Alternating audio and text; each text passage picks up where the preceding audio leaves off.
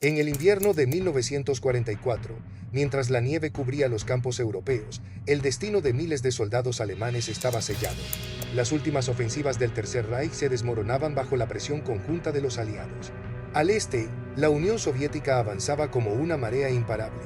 Al oeste, los ejércitos británico, canadiense y estadounidense habían roto las defensas en Normandía y ahora se extendían por Francia y Bélgica. En este escenario, miles de soldados y oficiales alemanes fueron capturados y trasladados como prisioneros de guerra a campos en Gran Bretaña, Francia y especialmente en Estados Unidos. Era un mundo que la mayoría de ellos jamás había imaginado conocer. El contexto de la Segunda Guerra Mundial en ese momento era de un cambio profundo. Desde 1942, cuando la producción bélica estadounidense alcanzó niveles que superaban a todos los contendientes combinados, hasta 1945, Estados Unidos había emergido no solo como un arsenal democrático, sino como un titán industrial y tecnológico. Las cifras son elocuentes: más de 300.000 aviones producidos, 88.000 tanques, millones de toneladas de munición y suministros. Esta capacidad transformó el curso del conflicto y, en muchos sentidos, la percepción del poder mismo. Para los prisioneros alemanes que cruzaban el Atlántico en barcos escoltados, era difícil comprender la magnitud de lo que estaban a punto de ver.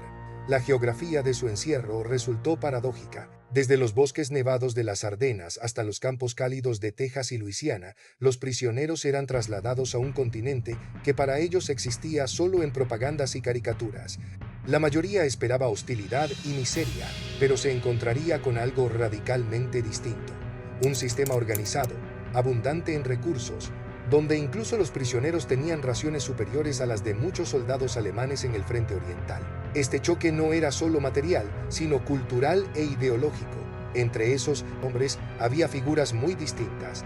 Hans Bauer, un joven de 24 años de Hamburgo, artillero antiaéreo capturado en Normandía, llevaba consigo recuerdos de una infancia marcada por la crisis económica y la propaganda nazi. Él había creído firmemente en la inevitabilidad de la victoria alemana y en la decadencia de las democracias occidentales. A su lado, en el mismo barco, viajaba Friedrich Fritz Mertens, un ingeniero de 38 años oriundo de Colonia, reclutado para supervisar reparaciones en la Luftwaffe.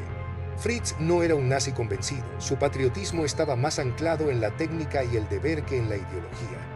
Años antes, había admirado la ingeniería estadounidense a través de revistas técnicas, pero jamás imaginó ver ese mundo de cerca. También estaba Erika Voss, enfermera militar de 29 años, enviada a Francia para apoyar hospitales de campaña y capturada en la retirada tras la liberación de París. Su presencia entre los prisioneros era excepcional. Mujeres capturadas en funciones militares eran menos numerosas, y su mirada sobre Estados Unidos estaba marcada tanto por la curiosidad como por el resentimiento. Para ella, la guerra había significado desarraigo y la pérdida de su prometido en Stalingrado. Ahora, la derrota parecía no solo militar, sino moral. Los recuerdos prebélicos de estos personajes reflejaban una Alemania partida. Hans evocaba las marchas juveniles y los discursos sobre la superioridad industrial alemana, convencido de que ningún país podía rivalizar con la precisión teutona. Fritz recordaba los años de desempleo en Weimar y el asombro cuando vio fotografías de rascacielos en Nueva York en revistas técnicas, dudando de su veracidad. Erika, en cambio, asociaba a Estados Unidos con frivolidad cinematográfica y jazz, símbolos de un mundo que, según la propaganda nazi, era decadente y blando. Este primer contacto con el poder industrial estadounidense, aunque todavía indirecto, generaba ya expectativas y temores. Ninguno de ellos sabía exactamente qué encontraría en los campos de prisioneros, pero todos compartían una mezcla de ansiedad y incredulidad. Sus convicciones, tan distintas como sus biografías, estaban a punto de chocar con una realidad inesperada, donde la abundancia y la organización desmentían el relato oficial sobre el enemigo.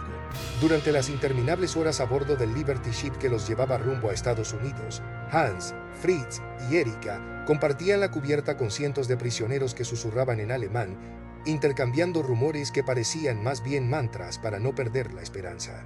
El hilo común era la certeza de que, aunque habían sido capturados, el Reich encontraría la forma de repeler a los aliados gracias a su superioridad tecnológica y su espíritu prusiano. Esa idea estaba profundamente incrustada en ellos, reforzada por años de propaganda y una narrativa en la que Estados Unidos era presentado como un país industrialmente potente pero moralmente débil, incapaz de sostener una guerra larga. Los rumores se alimentaban de cifras manipuladas, que los bombarderos estadounidenses estaban al límite de su producción, que sus soldados eran reclutas sin entrenamiento, que la sociedad civil estadounidense no toleraría las bajas masivas. Incluso Fritz, que admiraba la técnica, estaba convencido de que la industria alemana organizada, meticulosa, con décadas de tradición en acero y química, no podía ser superada por una nación que, según su prejuicio, fabricaba en serie productos para un consumo masivo de mala calidad. Para Hans, las debilidades estadounidenses eran casi dogma. Recordaba discursos de Goebbels donde se hablaba de la fragilidad de la democracia americana, de sus divisiones internas, de huelgas y racismo.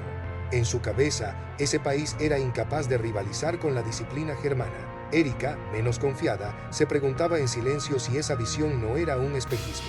Había visto demasiados hospitales improvisados y carencias logísticas en Francia como para creer que Alemania podía mantener el ritmo de guerra indefinidamente.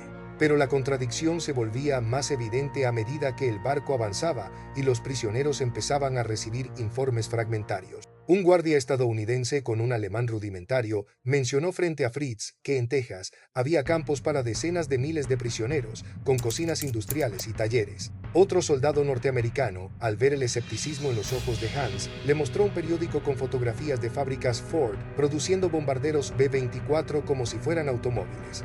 La semilla de la duda germinaba en un terreno hasta entonces impermeable. Esta percepción errónea, compartida por tantos prisioneros alemanes, era más que un simple error de cálculo, era un componente emocional de su resistencia psicológica. Pensar que el enemigo era invencible habría significado aceptar no solo la derrota militar, sino la ruina de la identidad nacional que les habían inculcado. Esa contradicción se estaba agrietando justo cuando llegaban al puerto de Nueva Orleans, donde por primera vez verían de cerca la magnitud de lo que hasta entonces era un mito. El desembarco en Nueva Orleans fue el primer golpe sensorial. Mientras el barco se acercaba al muelle, Hans distinguió los silos, las grúas, los trenes interminables cargados de acero y grano. El puerto bullía con una coreografía industrial que no se parecía en nada al Hamburgo bombardeado que había dejado atrás. Erika, acostumbrada al olor metálico y a la ceniza de las ciudades en guerra, percibió con extrañeza un aire de abundancia y orden. Los guardias que los escoltaban no parecían hambrientos ni tensos, vestían uniformes limpios, con botas nuevas y hablaban entre sí de fútbol y de conciertos de jazz. Al ser trasladados a su campo en Texas, el convoy de trenes atravesó paisajes que parecían interminables. Cada estación mostraba algo inesperado: depósitos llenos de combustible, factorías iluminadas de noche, caravanas de camiones cargando maquinaria pesada.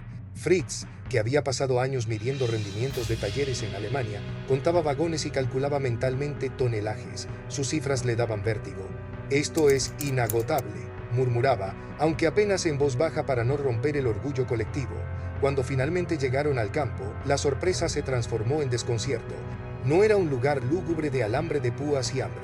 Era un complejo con barracones de madera, comedores amplios, bibliotecas improvisadas y canchas de deporte. Las raciones eran generosas: carne, café, pan blanco. Erika, que había asistido a soldados desnutridos en Francia, se sintió extrañamente culpable al sostener su bandeja de comida. Hans no podía entenderlo.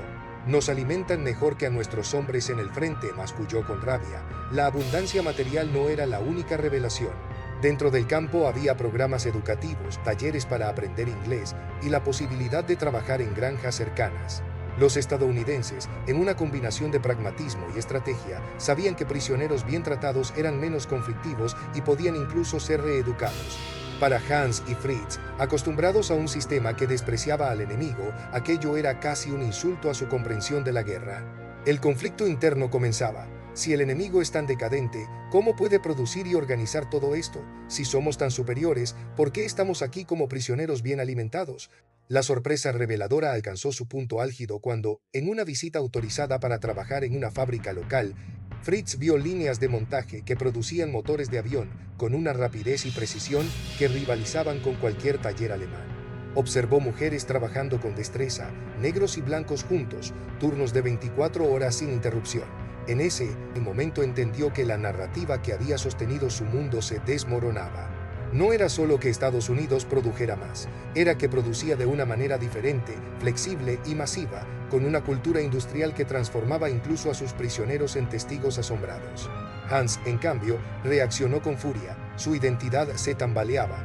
«Esto es propaganda. Nos muestran solo lo que quieren que veamos, gritó en un barracón intentando convencer a otros prisioneros.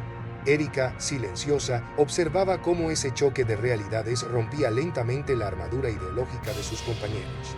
Lo que había empezado como un traslado a un campo de prisioneros se estaba convirtiendo en un viaje hacia la desilusión y el descubrimiento. La noche en el campo de Texas tenía un silencio diferente al de Europa.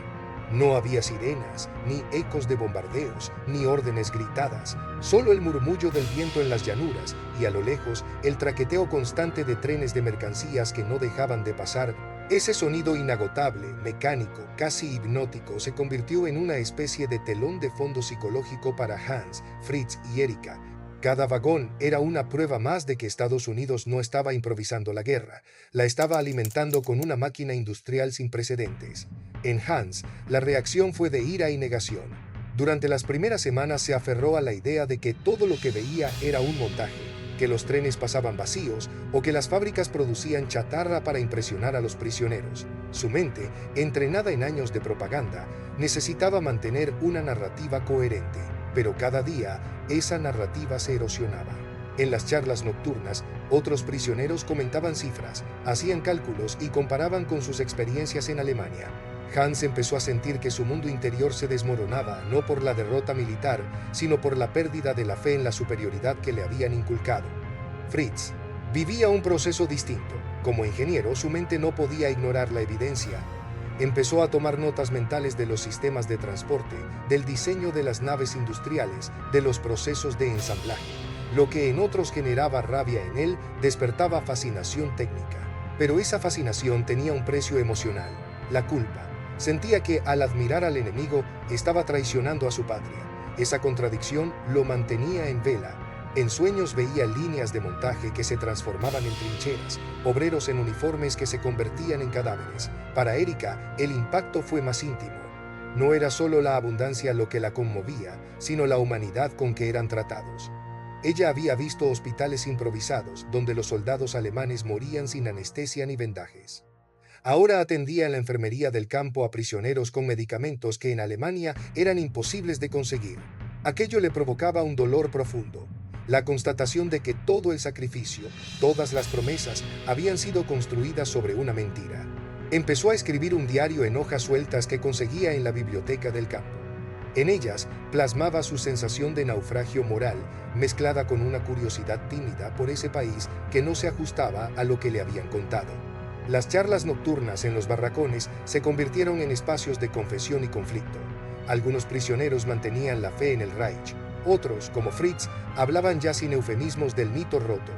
Hans oscilaba entre uno y otro grupo, sintiendo que su identidad se fracturaba. El campo se transformaba así en un microcosmos psicológico de la derrota. Negación, ira, negociación, depresión y, para algunos, aceptación. Estados Unidos, con su inmenso poder industrial, no solo estaba ganando la guerra en los frentes, sino también en la mente de sus prisioneros. Con el paso de los meses, las grietas en las certezas se convirtieron en abismos. La radio del campo transmitía noticias del avance soviético en Berlín, del cerco sobre el Ruhr, de la capitulación inminente. La guerra que muchos creían interminable estaba llegando a su fin, y ellos la vivían como testigos lejanos, bien alimentados y, en cierto modo, a salvo. Ese contraste marcó a Hans, Fritz y Erika de formas distintas. Hans terminó por aceptar la derrota, pero no sin dolor. Cuando recibió la carta que confirmaba la muerte de su hermano menor en el frente oriental, su última defensa emocional se desplomó. Caminó solo por el perímetro del campo durante horas, repitiéndose frases sin sentido. Fue Erika quien, en un gesto casi maternal, lo llevó a la enfermería y le habló de la vida después de la guerra. Hans empezó a mirar su entorno con otros ojos, ya sin rabia, pero con un vacío que no sabía cómo llenar. Fritz, por su parte, transformó su fascinación técnica en un propósito. Empezó a escribir notas detalladas sobre todo lo que observaba: métodos de producción, uso de recursos, organización de turnos. Sabía que algún día volvería a Alemania y quería llevar consigo ese conocimiento, no para el Reich, sino para reconstruir un país devastado. Su traición se convirtió en una semilla de futuro, la idea de que Alemania podía renacer aprendiendo de lo que había despreciado. Erika halló en su diario una vía de redención. Escribía sobre los pacientes, sobre los guardias americanos, sobre las conversaciones en el comedor. Poco a poco sus páginas dejaron de ser solo un desahogo y se convirtieron en una crónica de la transformación interna de los prisioneros. Al terminar la guerra, su libreta estaba llena de testimonios de dolor, pero también de aprendizajes. Para ella, la lección era clara. La guerra no solo destruye ciudades y vidas, sino también certezas. Y en ese vacío, decía en una de sus últimas entradas, hay espacio para construir algo distinto. Cuando, en 1946, fueron repatriados a una Alemania en ruinas, los tres regresaron con miradas diferentes. Hans, con un duelo profundo y una sensación de haber sido engañado. Fritz, con un plan silencioso para aplicar en la reconstrucción. Erika, con un testimonio que algún día, pensaba, podría servir para entender el otro lado de la guerra. Los campos de prisioneros en Estados Unidos habían sido para ellos no solo un lugar de encierro, sino un espejo donde se reflejaba la verdadera dimensión del poder industrial y moral del enemigo. Las lecciones aprendidas eran duras y realistas. La propaganda puede sostener mitos, pero no fábricas. La superioridad moral no se declama, se construye. Y el costo humano de la guerra es tan inmenso que ni la victoria industrial puede redimirlo. Al volver a pisar suelo alemán, Hans, Fritz y Erika sabían que su país ya no sería el mismo, pero también intuían que ellos tampoco lo eran. Dentro del campo de Texas, la rutina diaria se convirtió en un escenario fértil para subtramas que se entrelazaban con la experiencia de Hans, Fritz y Erika. El espacio cerrado, aunque abundante en recursos, era también un laboratorio humano donde se enfrentaban valores, lealtades y aspiraciones. Hans, que al principio se mantenía distante y agresivo, empezó a participar en los partidos de fútbol organizados por los propios prisioneros. En uno de esos encuentros conoció a Karl, un sargento bávaro que había sido maestro de escuela antes de la guerra. Karl se convirtió en una figura de referencia para él, hablándole de pedagogía, de literatura y de la necesidad de que la juventud alemana se reconstruyera sin militarismo. Esas conversaciones nocturnas en el barracón, mientras los demás dormían, comenzaron a suavizar la rigidez ideológica de Hans. Poco a poco, su rabia se transformaba en vergüenza y luego en curiosidad. ¿Qué mundo podría construirse después del Reich? Fritz encontró en el taller del campo su refugio. Los estadounidenses permitían que los prisioneros repararan herramientas, fabricaran muebles o colaboraran en tareas agrícolas externas. Allí coincidió con un prisionero distinto, Otto Schneider, un joven aprendiz de ingeniería que había sido obligado a trabajar en las B2 antes de ser capturado en Francia. Otto tenía una mente brillante y un temperamento rebelde. Entre ambos se forjó un vínculo de mentor y discípulo. Fritz le enseñaba principios de organización industrial y Otto le contaba las atrocidades que había visto en los campos de trabajo en Peenemünde. Esa relación fortaleció en Fritz la idea de que la técnica cinética es una forma de barbarie. Erika, en cambio, tejió su subtrama en la enfermería del campo. Al atender a prisioneros enfermos, se topó con Dieter, un joven de 19 años con tuberculosis avanzada que había sido reclutado casi niño y que nunca había salido de su pueblo antes de la guerra. Dieter la veía como una hermana mayor y le contaba sus miedos y sueños. Quería estudiar música, huir de la uniformidad, tocar el violín en orquestas. Erika empezó a ver en él la infancia rota de toda una generación. Esa relación se convirtió en un espejo donde contemplaba la devastación íntima de la guerra. Estas subtramas personales no eran simples anécdotas, funcionaban como ejes de transformación. Hans aprendía que la autoridad podía ser diálogo y no orden. Fritz que la técnica sin valores destruye. Erika que el cuidado y la memoria son formas de resistencia. A través de esos vínculos, el tema central, el choque entre mito y realidad, entre propaganda y experiencia, se filtraba en la vida cotidiana. Mientras en el interior del campo se desarrollaban estas microhistorias, en el exterior la gigantesca maquinaria bélica estadounidense seguía girando sin descanso. Cada mañana, cuando los prisioneros trabajaban en las granjas cercanas o en talleres locales, podían ver trenes interminables cargados de carbón, petróleo, cereales y materiales estratégicos. La logística era tan colosal que parecía invisible. Una red de autopistas, ferrocarriles y puertos que alimentaba al frente europeo y al Pacífico simultáneamente. Fritz, con su mirada de ingeniero, calculaba mentalmente lo que veía. En un solo día, por la línea férrea que pasaba junto al campo, podían transitar más vagones de suministros que los que Alemania conseguía movilizar en una semana bajo bombardeos aliados. Se trataba no solo de cantidad, sino de organización. Estados Unidos había transformado su economía civil en una economía de guerra sin colapsar su vida cotidiana. Las fábricas Ford, General Motors y Boeing producían armas como si fueran electrodomésticos. Los astilleros de Kaiser construían barcos Liberty en semanas, no en meses.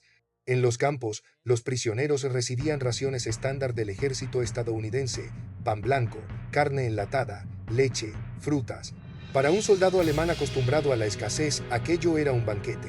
Incluso el café lujo, casi desconocido en la Alemania de 1944, era parte de la dieta diaria. Ese contraste golpeaba su orgullo. Hans recordaba cómo, en el frente, había compartido mendrugos de pan duro con sus compañeros, mientras aquí los prisioneros recibían suplementos vitamínicos. Además, la innovación tecnológica era visible en lo pequeño. Los camiones que recogían a los prisioneros para trabajar en granjas funcionaban con motores de gran rendimiento, con neumáticos de repuesto y piezas intercambiables. Las herramientas en los talleres eran ligeras y precisas. Hasta las cocinas del campo usaban sistemas de refrigeración eléctrica que en Alemania apenas existían fuera de las grandes ciudades. Todo era evidencia palpable de un país donde la abundancia no era propaganda, sino práctica. Esta fricción entre la escasez vivida y la abundancia observada generaba tensiones internas. Algunos prisioneros se resignaban y empezaban a aprender inglés, a leer libros de economía y democracia en la biblioteca del campo. Otros se encerraban en su resentimiento, acusando de colaboracionistas a quienes se interesaban por la cultura estadounidense.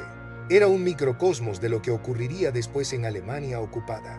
Una sociedad dividida entre quienes querían reconstruir aprendiendo y quienes preferían aferrarse al pasado. Para Hans, Fritz y Erika, cada tren, cada ración y cada taller eran recordatorios de que la guerra no se ganaba solo en las trincheras, sino en la retaguardia, en fábricas y puertos, en la capacidad de sostener un esfuerzo total sin desmoronarse. La guerra total, proclamada por Goebbels, era, en realidad, la que Estados Unidos estaba ejecutando con eficacia. Y ellos, prisioneros en tierra enemiga, eran testigos privilegiados y dolorosos de esa realidad. Las noches del campo se habían convertido en un teatro de voces. El barracón 17, donde estaban Hans, Fritz y Karl, era uno de los más activos en las tertulias clandestinas. Una noche, mientras el viento de Texas azotaba las ventanas, Hans rompió su silencio. «Esto no es real. Todo esto que vemos, las fábricas, los trenes», dijo en voz baja, «es para engañarnos. Cuando volvamos a Alemania, veremos que todo sigue igual».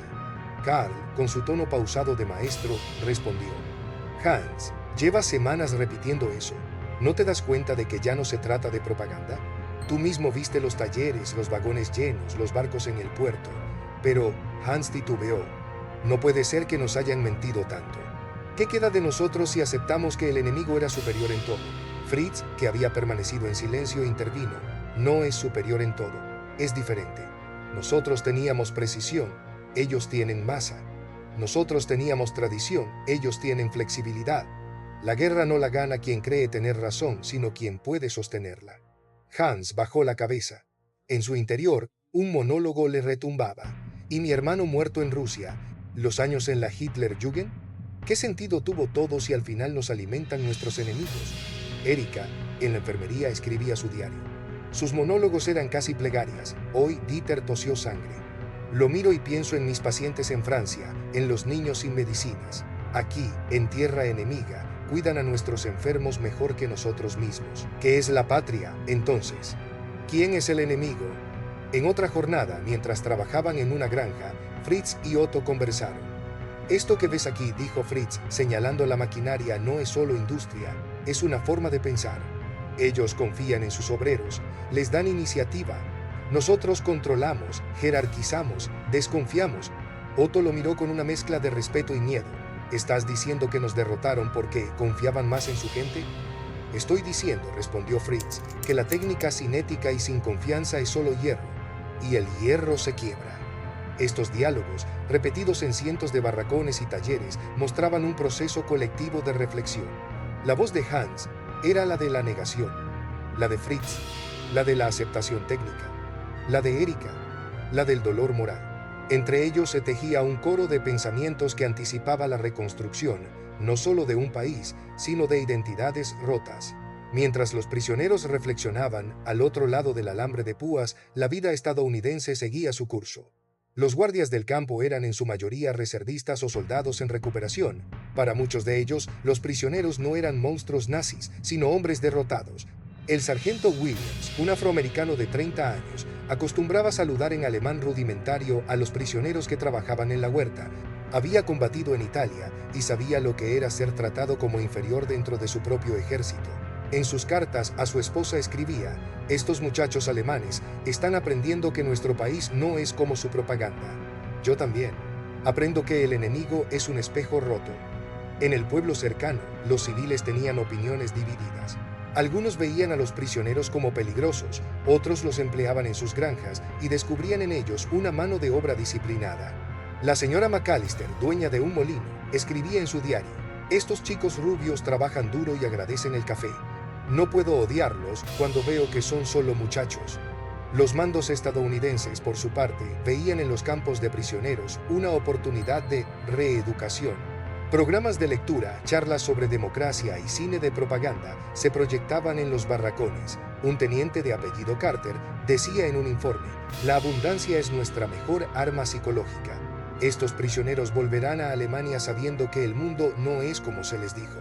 Incluso la propaganda alemana se colaba en el campo. Algunos prisioneros más fanáticos recibían mensajes codificados en cartas alentándolos a no dejarse corromper por el enemigo. Pero cada ración de carne, cada libro de biblioteca, cada tren cargado de suministros debilitaba esa influencia. Desde el punto de vista de los servicios de apoyo, el campo era una microsociedad bien engranada. Cocineros, enfermeros, maestros, guardias, prisioneros trabajando en talleres, todos formaban parte de un ecosistema diseñado para ser eficiente y pacífico. Esa multiplicidad de perspectivas: guardias afroamericanos, civiles sureños, oficiales pragmáticos, prisioneros incrédulos, mostraba que la guerra no era solo una línea de frentes, sino una red de relaciones donde la ideología se enfrentaba a la experiencia cotidiana. Hans, Fritz y Erika percibían ese cruce de mundos cada día. A veces recibían sonrisas de los guardias, otras miradas de desconfianza. Erika sentía que en la enfermería el idioma de la compasión borraba las fronteras. Hans aún veía en cada gesto una trampa. Fritz tomaba notas para un futuro que imaginaba, sin alambradas. Así, el conflicto dejaba de ser solo militar y se volvía humano, tejido por múltiples perspectivas que desafiaban la simplificación de nosotros contra ellos. Las estrategias bélicas que rodearon la captura y traslado de estos prisioneros no fueron un accidente, sino el resultado de un complejo entramado de decisiones políticas y militares que definieron la Segunda Guerra Mundial. Comprenderlas es entender por qué Hans, Fritz y Erika terminaron en un campo texano observando la maquinaria industrial de su enemigo. En 1942, cuando Estados Unidos entró plenamente en la guerra tras Pearl Harbor, su Estado Mayor Conjunto Joint Chiefs of Staff decidió que la estrategia primordial sería la derrota de Alemania antes que Japón, el famoso Germany First. Esto no solo era un cálculo geopolítico, implicaba planificar la logística de un desembarco en Europa mientras se sostenía simultáneamente una guerra naval y aérea en el Pacífico. La clave era la producción masiva y la coordinación. Barcos Liberty para transportar hombres y materiales, convoyes escoltados para evitar submarinos y un sistema de prioridades industriales que asignaba acero, caucho y combustible a los sectores críticos. En el frente europeo, los aliados adoptaron un enfoque de batalla de desgaste antes de la invasión final. Bombardeos estratégicos sobre ciudades industriales alemanas, Hamburgo, Essen, el Ruhr, buscaban no solo destruir fábricas, sino quebrar la moral y desorganizar la logística. Era la antítesis del Blitzkrieg alemán, que apostaba a ofensivas rápidas y decisivas, mientras Alemania apostaba por golpes espectaculares como Kursk o las Ardenas. Estados Unidos y Gran Bretaña construían una guerra de sistemas: bombardeos, control del Atlántico, presión sobre Italia y finalmente el desembarco de Normandía. Las innovaciones tácticas también marcaron la diferencia. En Normandía, por ejemplo, el uso de mulas mecánicas, puertos artificiales, Mulberry, y oleoductos submarinos, Pluto, permitió sostener las tropas aliadas en tierra sin depender de puertos capturados. Para un ingeniero como Fritz, estas soluciones eran un prodigio de planificación. En contraste, el alto mando alemán subestimó la capacidad de los aliados para crear y sostener un puente logístico de semejante magnitud. En tierra, los estadounidenses y británicos incorporaron una doctrina flexible que daba iniciativa a mandos intermedios. La famosa Combined Arms La integración de infantería, artillería, tanques y aviación se practicaba con ejercicios constantes. Mientras tanto, el ejército alemán, diezmado y sin reemplazos suficientes, perdía su ventaja en entrenamiento y cohesión. La obsesión por armas milagrosas, como los cohetes B-2 y los jets M-262, drenaba recursos sin alterar el curso del conflicto. El impacto de estas decisiones estratégicas se veía incluso en el destino de los prisioneros. El sistema de convoyes que los trasladaba al otro lado del Atlántico era posible porque la batalla del Atlántico se había ganado con radar, escoltas y criptografía, el descifrado de Enigma en Bletchley Park. Así, Hans y sus compañeros viajaron en barcos que ya no tenían a los U-Boot, escoltados por destructores con sonar y cargas de profundidad. Era la materialización de una guerra de inteligencia y tecnología. En el campo de Texas, las películas proyectadas para los prisioneros mostraban avances como el Jeep, los bombarderos B-29 y las líneas de montaje de Sherman. Aunque muchos lo tomaban por propaganda, en realidad era un resumen de una estrategia más amplia, la de convertir la economía entera en un motor de guerra. Mientras Alemania forzaba a prisioneros y obreros esclavos a trabajar en condiciones inhumanas, Estados Unidos multiplicaba la producción con sindicatos integrados y propaganda patriótica. La consecuencia táctica era devastadora. Por cada tanque Panther que Kinostur Place Alemania podía producir, Estados Unidos sacaba 3 Sherman. Por cada avión Messerschmitt, 3 Mustangs. Y aunque individualmente el equipo alemán podía ser superior en diseño, la guerra total se ganaba en la logística, no en el mito de las armas invencibles. Las decisiones de los líderes también jugaron su papel. Hitler, con su tendencia a intervenir en el mando operativo, desangró sus propias fuerzas en ofensivas como Stalingrado o las Ardenas. Eisenhower, en cambio, delegaba y coordinaba. Patton y Montgomery, aunque rivales, actuaban bajo una estrategia común. Esta diferencia de liderazgo era invisible para muchos soldados de a pie, pero se reflejaba en el flujo de suministros, en la moral y, finalmente, en el resultado de las batallas. Hans, escuchando los noticiarios en el campo, empezaba a captar que su cautiverio era una pieza minúscula de un tablero mayor. Fritz, en su libreta, anotaba nombres: Mulberry, Pluto, convoyes, Bletchley. Erika escribía en su diario: nosotros pensábamos que la guerra era solo coraje y disciplina. Ellos demostraron que era organización, ciencia y paciencia. Esta comprensión tardía era, en sí misma, parte de la guerra psicológica que Estados Unidos estaba ganando. Los prisioneros volvían a casa con la imagen de un enemigo que no solo los derrotó en el campo de batalla, sino que desmontó sus creencias sobre la superioridad alemana. Era una estrategia bélica que trascendía las trincheras, vencer también en la mente del adversario. El tren que llevó a Hans, Fritz y Erika de regreso a Alemania en 1946 recorría un paisaje de ruinas. Las estaciones bombardeadas, los puentes colapsados, las fábricas reducidas a esqueletos eran un espejo oscuro de lo que habían visto en Estados Unidos. Al descender en Hamburgo, Hans sintió que el ruido constante de los trenes de Texas seguía retumbando en su cabeza, como un eco de una potencia imposible. Lo que veía ahora era silencio, frío y hambre. Sus ojos buscaban un orden que ya no existía. Hans volvió a su barrio natal y encontró su casa convertida en escombros. Durante meses vivió con parientes en condiciones precarias. El orgullo juvenil que lo había llevado al frente se disolvió en un duelo sin rituales. Con el tiempo, empezó a trabajar como aprendiz en un taller reconstruido con materiales improvisados. Aunque al principio evitaba hablar de su experiencia en Estados Unidos, poco a poco comenzó a contar a otros jóvenes obreros lo que había visto: fábricas sin jerarquías rígidas, obreros con voz, abundancia planificada. Su relato, transmitido en bares y talleres, sembraba una pregunta en la generación que venía: ¿por qué nosotros no? Fritz, en cambio, regresó a Colonia con un propósito claro. Con sus notas detalladas y su mente de ingeniero se incorporó a los esfuerzos de reconstrucción bajo el Plan Marshall. Encontró trabajo en una planta eléctrica y pronto fue consultado para organizar procesos industriales.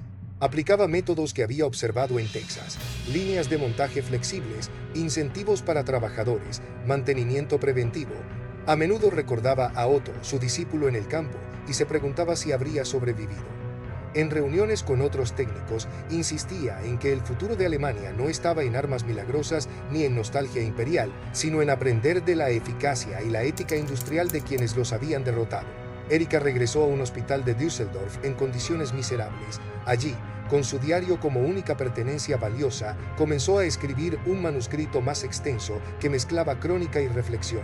En él narraba no solo las condiciones del campo de Texas, sino los monólogos y diálogos que había recogido de otros prisioneros. Su obra no era una apología ni una denuncia, sino un testimonio. Allí aprendimos, escribía, que el enemigo también cuida, que la abundancia también educa, que la guerra destruye certezas antes. ¿Qué ciudades? Aunque tardó años en encontrar un editor, su texto circuló entre estudiantes y trabajadores como un documento extraño, casi incómodo, que desmontaba clichés sobre vencedores y vencidos. En un plano más amplio, la experiencia de miles de prisioneros alemanes en Estados Unidos se convirtió en un vector silencioso de transformación. Al volver, muchos contaron lo que habían visto: bibliotecas en los campos, raciones abundantes, talleres organizados, fábricas que parecían ciudades. Sin proponérselo, los aliados habían realizado una reeducación más eficaz que cualquier panfleto. Era la demostración práctica de que otra forma de sociedad menos jerárquica, más productiva, más confiada, era posible. Historiadores posteriores interpretarían este fenómeno como uno de los factores que facilitaron el llamado milagro económico alemán de los años 50, no porque Estados Unidos regalara técnicas industriales secretas, sino porque miles de hombres y mujeres regresaron con una imagen distinta del mundo y del trabajo. Esa memoria, sumada al Plan Marshall y a la Guerra Fría, empujó a Alemania Occidental a reconstruirse no solo con cemento, sino con nuevos valores organizativos. La lección perdurable de esta historia no es solo sobre poder industrial, es sobre cómo la guerra, incluso en su brutalidad, puede abrir grietas por donde entra la luz. Hans, Fritz y Erika fueron prisioneros de un enemigo que los derrotó con barcos, aviones y tanques, pero también con cafeterías, bibliotecas y confianza en sus propios ciudadanos. Esa combinación de fuerza y trato humano desarmó mitos más eficazmente que cualquier bomba. A nivel humano, la experiencia dejó cicatrices y semillas.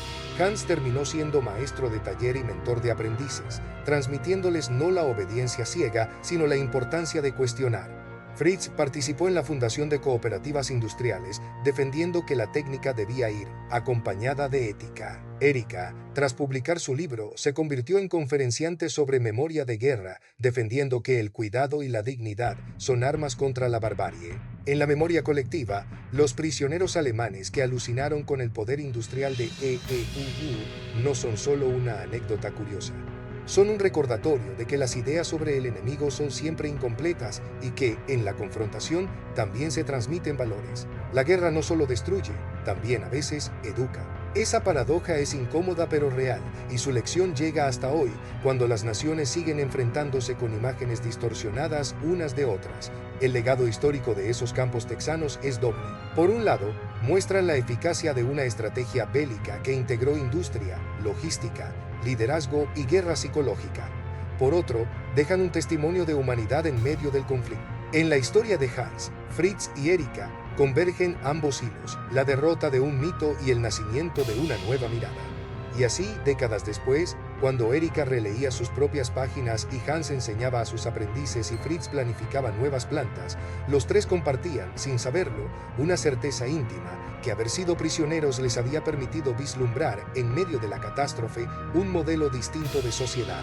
Ese modelo no era perfecto ni inmune a críticas, pero era real, tangible, opuesto al fantasma de la propaganda. Y esa visión, más que cualquier panfleto, era la herencia más duradera de su cautiverio.